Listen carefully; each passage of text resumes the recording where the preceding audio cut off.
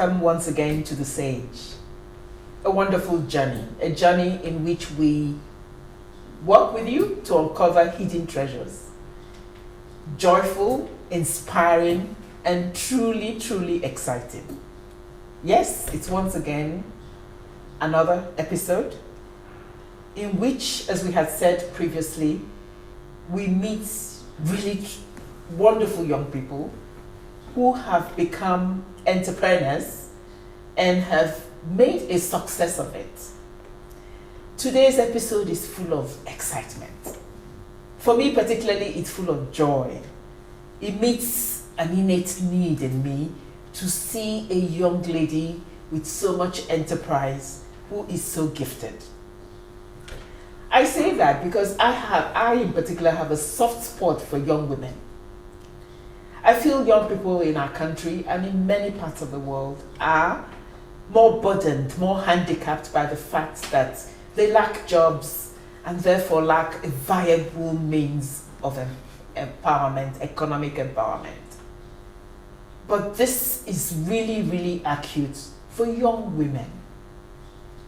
They face all kinds of inequalities, all kinds of handicaps engendered by many factors in our society, whether it's cultural, economic, family, government, in so many ways. Sometimes even nature itself hampers the growth, the development, particularly economic development of the young woman. And so we have a shining example to share with you today. A woman, a young woman who never fails to inspire me. A young woman with a heart and the courage of a lion. Full of fun, full of so gifted, so truly inspiring and wonderful. Please join me as I welcome Jane Okenyi to this show. Thank you so much, Ma. It's a pleasure to be here. When we come back, you'll hear what is so truly wonderful about Jane. And as usual, I'm Dr. Kechi Obuagu, your guide on this journey of excitement. Stay with us.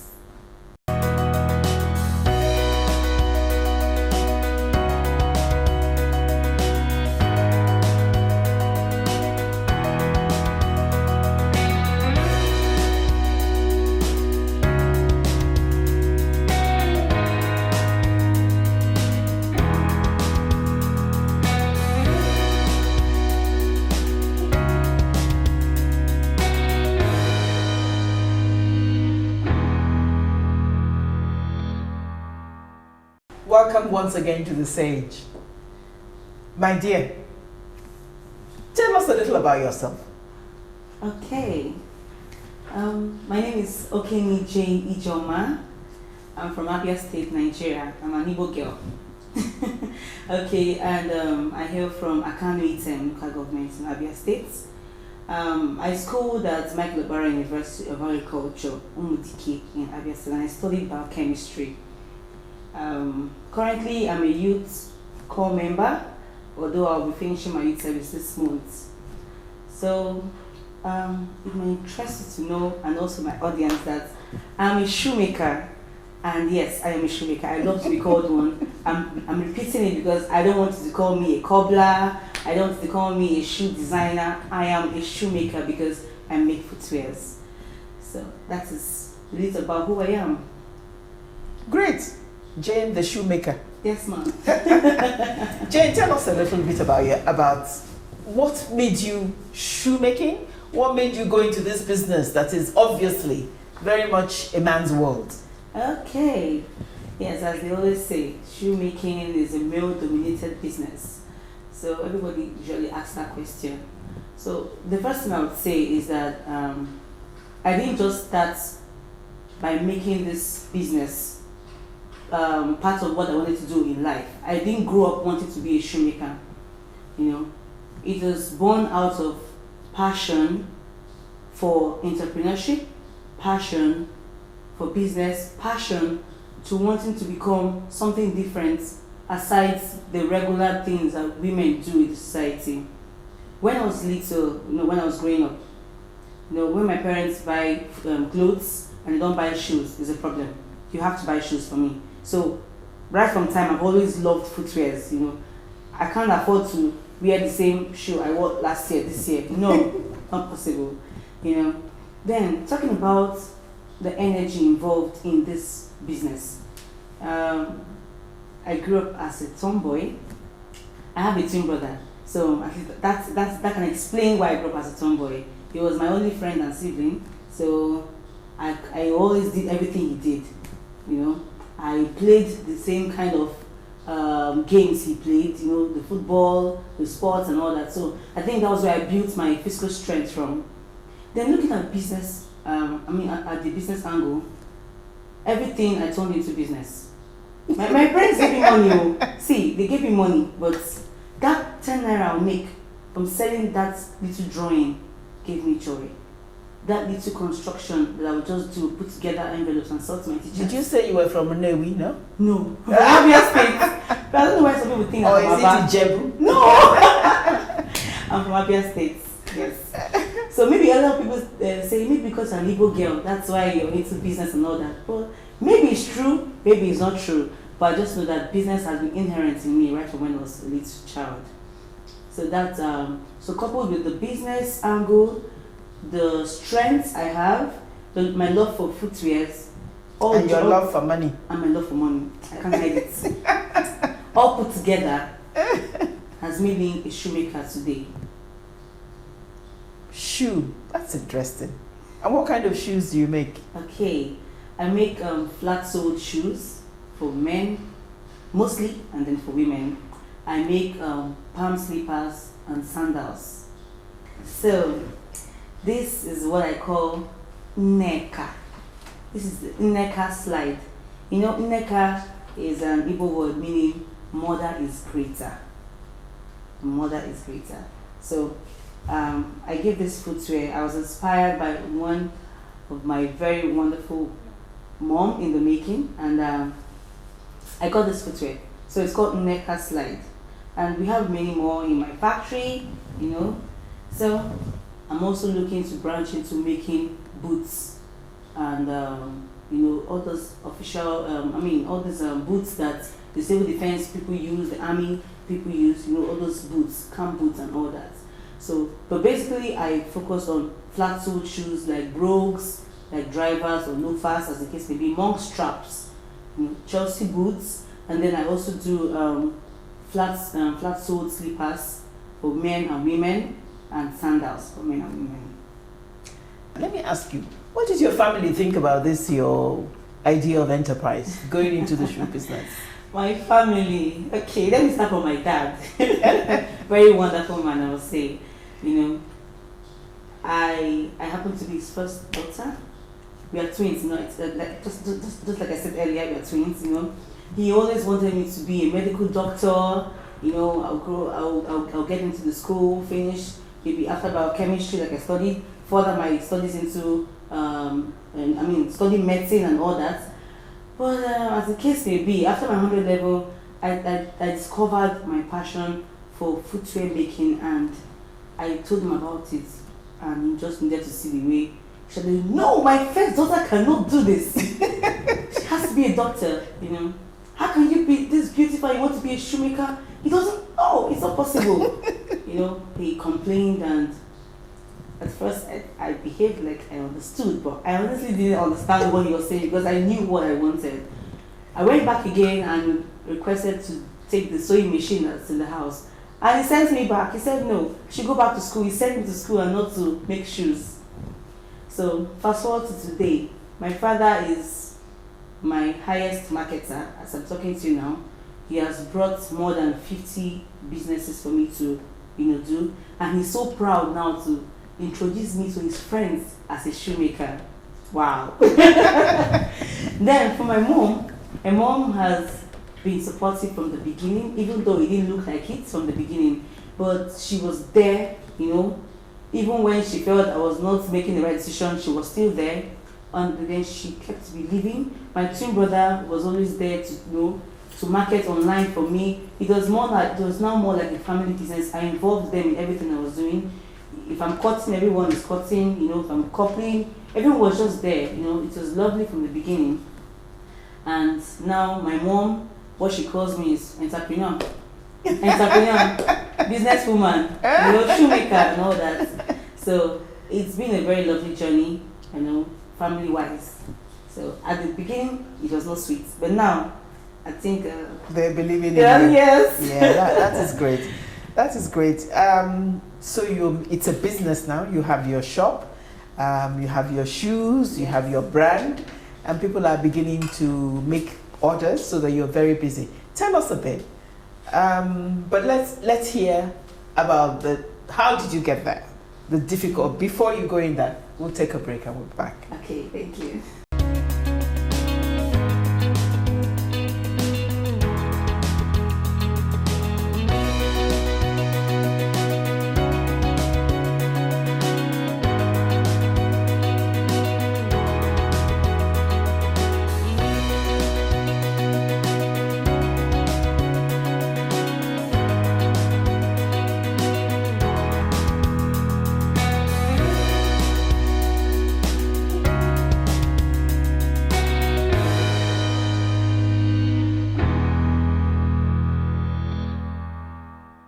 Thank you for staying with us, and thank you for being with us and continuing to journey with us as we talk to this wonderful young lady sitting here with me. Jane, two things come out clear: where you came from, how you started, the kind of family reaction and support that you got, but also the fact that it's now beginning to work. It's a winning game. But tell us, how did you acquire the skills?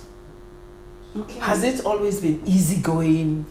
What were the challenges and so on that you had to deal with?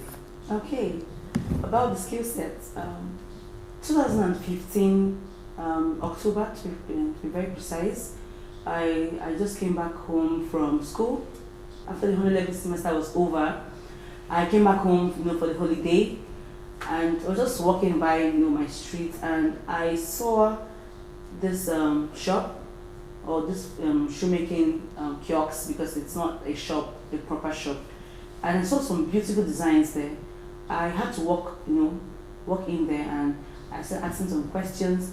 And even when I moved, away from asking asking about the price, and I started asking about how he produced them and where he got the materials from. I was so intrigued by the whole thing, and being an inquisitive person that I am, I wanted to know everything that day. And then the man moved, further to ask if I wanted to learn. It didn't dawn on me that I could actually learn how to do this. Yeah, even though I had passion for for entrepreneurship and for business, and even though I loved shoes, I could actually learn how to do this and do it myself. Yourself. Yes, yeah. I was already thinking about the business side to it immediately. And I said, yes, I want to learn how to make these footwears. And he laughed. I said, no, the boy is too much. You will not be able to do this. And I saw it as a challenge. And I told him that I was going to come back with my mom. So I took his phone number and left. I came back the next day. First of all, I went back home and I told my mom. My mom was like, shoemaking. Shoemaking. How? I said, Mommy, don't worry, I'm going to pay for this. I had some spare 20K or 25K. I was thinking of what shoes I'm going to do within that period. I wanted to learn how to drive car very, very well, because I wanted to drive my mom's car up and down. But when I saw that thing, I felt that it was worth the money. So my mom reluctantly followed me with her friend, and we went there the next day. She saw the place, and she wasn't very satisfied, but I convinced her. I was just pushing. With your enthusiasm and your drive. Honestly, I didn't know what I wanted to use that knowledge of shoemaking to do. Like I didn't really want to. I just wanted to know how to do it. And it struck a chord. Something in it resonated with you. Exactly, and just like a joke, we paid, and I started the next day. And that man really drilled me. His name is Y2K. He said, no, don't ask me the reason. Because he said Y2K. He said, year 2000. So 2K is 2000. Year 2000. That was when he started the business. So we call him Y2K. And I was his only apprentice at that time. It was not funny. The man didn't even look at the fact that I was a girl. He didn't look at the fact that I was an achepo. He didn't look at the fact that I was just starting. He drilled me for 1 week and I fell sick. It was not funny, but It was hard work, eh? yes. So oh my God! But at the end of the day, I learned from him for 5 weeks, and I had to go back to school. But what I learned within that 5 weeks was enough to take me through for a long time. I went back to school and I discovered another shoemaking shop that just opposite my school gates, and I started going there anytime I was free. You know, little by little, the guy was putting me through. I was helping him to do his own work, so I didn't pay him. I was just helping him to do his own work, and he was teaching me, you know. So we were All the helping each other. techniques Yes. of actually how the shoes are put Yes. together. And then, Okay. of course, I was gaining some other knowledge from YouTube, you know, from social media in general. So that's the beginning. That's the beginning of my journey of learning this process of turning it into a business. So my learning process was between 2015 to 2017. You know, I was learning it in bits because of school. Jenny, it's been wonderful listening to you. Before I let you go, I'm still going to task you. Please tell us a little bit more. I mean, because as I look at it, I think it's an amazing opportunity. Yeah. What did it take to structure your business? What is the demand like? What are the things that are helping you produce to respond to the demand? I could go on asking so many questions, but tell us a little bit more so that others out there could see whether perhaps this is an area where they could also venture into. Okay. And also, as you're discussing that, talk about the investment opportunities. What is this? What do you think? What would you say to people out there? Okay, thank you. First of all, I would like to, to talk about how importantly conversations for change has, impacted in my business managerial skills. From C4C, I got the opportunity to intern with the almighty butter industry for 2 months. Man, it was a wonderful experience. Yes, I must say, very wonderful. I saw wonderful equipment. I saw how 500 to 1,000 projects could be produced in one day. It was a very wonderful experience, and it widened my horizon. Before now, I didn't know how to get my bits together, to form a standard business. But through the knowledge I have gotten from conversations for change, I've been able to gather my bits together. I've been able to have a very strong managerial skill. And also, when we talk about the human resource angle, I've been able to know how to selectively pick the people that I know that I could work with, either as apprentices or as workers, to make sure that everything will come together to form the kind of footwears I have in mind to give my customers to wear. I have currently 8 apprentices, both male and female, of course, not only women, even men. Yes. So I have about 2 females and 6 males. Yes. And among the males, I even have a little boy, a 10-year-old boy. Yes. And now, even my workers, I have 2 workers working for me. The one currently is with me all the time, and then one is a contract staff. So all put together, I have like 10 people under my supervision and under my care when it comes to business. The demand for footwears have really increased because, when we started, it wasn't like this. But when we started reeling out the products that we have, we really made a lot of noise on social media, trying to see how we could increase our sales and increase patronage. So we make lots of footwears and we send them to different states in the country. So we're not limited to FCT Abuja. Anywhere you are in this country, and of course with time outside the country, we send your footwears to you wherever you are. So you just place your order. Is it expensive to send it to them? No. We don't add extra cost for sending. We work with some logistics company and we use their exact retail price. So we don't add an extra fee, sorry. So talking about the business in general, like the patronage, it has really increased. And I would say that about 60% of my patronizers are middle-aged men, married, maybe probably, that have a family, because they would like to. You keep the single ones away, eh? No, that's 60%. 60% more married men that want to produce for themselves, their wives and their kids, for their family members as a whole. About 20% of them are the single ones, the young boys and the young girls, you know. Then the rest of the 20% are, should I say, the people that are no longer so young. I don't want to say they're old, but they're not so young anymore, you know. So, but in general, 80% of my patronizers are men, while 20% are women. Oh, And really? in this 20%, Why do you think so? And in this 20%, 10% of them produce for their husbands or their male better halves, I don't know. Then the remaining 10% produce for themselves. The reason why I said so is because I'm a woman, so I'm saying it. Women don't like to patronize handmade footwear as much as men do. They like to buy 5 footwears at 1,000 naira. Or buy 5,000. Than for them to actually bring out some good money to purchase good quality products. Although it's not for every woman, though, but that's just the general idea.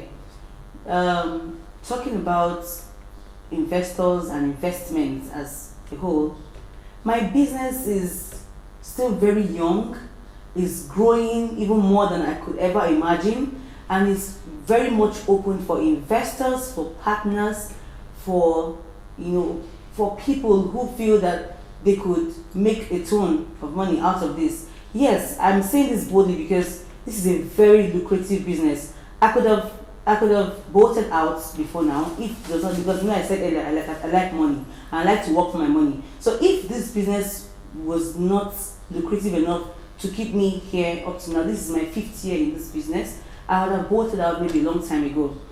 So it's open for people who feel that they could invest in shoemaking business, in footwear production business.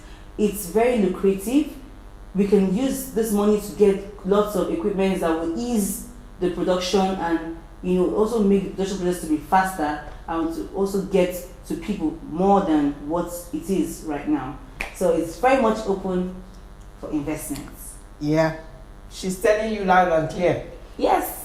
She's open to people investing and sharing the profits. Yes. And indeed creating jobs and work for so many other people out there. Yes, ma'am. Great, great. We really, really wish you well in that. What would you say to many of the young people out there? What would you... My fellow young ladies and men, I would really like to say this, right from my heart. I would say that you should just keep pushing. Don't allow the obstacles of life surrounding you to weigh you down, because they will surely come. Those obstacles will surely come. A lot of people around you might not see what you're saying to them. They might not see that thing they're trying to paint for them to see. But once you're very sure that you know where you're going to, once you're very sure that your eyes are focused on that particular thing you want to achieve, my dear friends, my dear young people, please don't lose focus. Just keep going. With time, everyone around you will understand. Everyone around you will, in turn put their hands together to make sure that that place you're going to, you get there faster. But the important thing is that at the beginning, it might not be easy. It wasn't easy for me, and I'm telling you that it wasn't easy for me. But with persistence, or with perseverance, with patience, and with focus, you'll get there. You will surely get there. It's just a matter of time. I love that. You will get there. I love the confidence. You will surely get there. I'm inspired. I'm sure many, many of you out there are also inspired. Jane, it's been a real pleasure to talk to you, to hear your enthusiasm, to almost physically feel your confidence. And we wish you the very, very best as you continue on this trail. Never give up. We know you won't. And we're looking forward to your creating jobs for many other people, young people out there. Thank you, Ma. It's been a pleasure. I hope you've enjoyed the journey on this particular episode. We can all make it together if we like Jane, follow our passion and are ready to work and make our dreams come true. I thank you once again for being with us on this exciting journey. And please do be with us again next week as we bring you another inspiring young person. Thank you and goodbye.